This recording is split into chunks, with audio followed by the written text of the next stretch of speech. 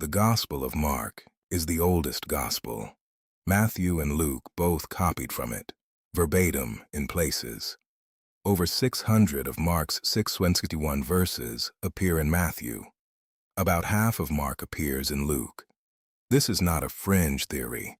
It's called Markan priority. It's the consensus position of New Testament scholarship, and it's almost never taught in church. The evidence.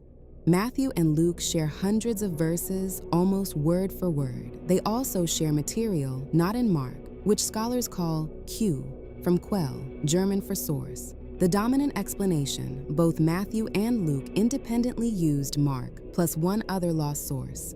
No one has ever found Q. It's reconstructed from overlap. Here's the kicker. Mark's Jesus is different, more urgent, more human. He uses the word immediately 41 times. He shows emotions, anger, distress, surprise that Matthew and Luke often soften or remove. Mark 1:41 has Jesus moved with anger before healing a leper. Matthew and Luke both edit that. Mark also has two endings, verses 16:9 to 20. The resurrection appearances are absent from the oldest manuscripts. The original ending of Mark is verse 8. The women flee the empty tomb and said nothing to anyone, for they were afraid. That's it. No risen Jesus. No Great Commission. The longer ending was added later by a different hand. The implications.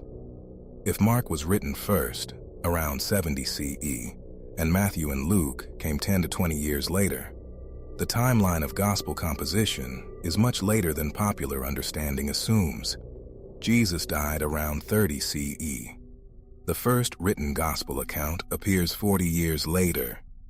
The oral tradition shaped the written record. John's gospel is written last. Most scholars date it to 90-110 CE and doesn't use Mark at all. It has no parables, a completely different chronology, and a Jesus who speaks in long theological monologues rather than short sayings. The four Gospels are not four accounts of the same thing. They're four different theological projects with different source material and different audiences.